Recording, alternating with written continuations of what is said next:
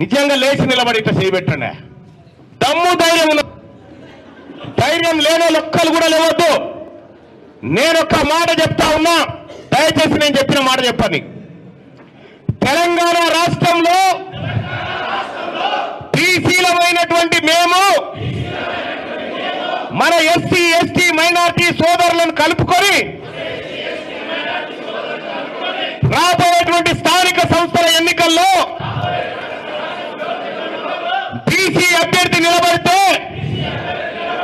BC అభ్యర్థికి తప్ప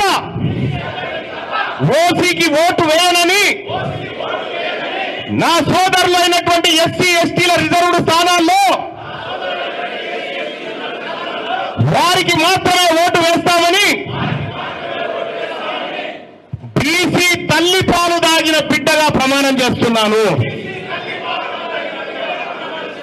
ఇది జాలిగా కూర్చొని ఇప్పుడు ఒకవేళ ఓటు పొరపాటున ఇంకేదైనా పోయానంటే మన అమ్మను మోసం చేసినట్టే. సరేనా? పక్కనేగా ఇక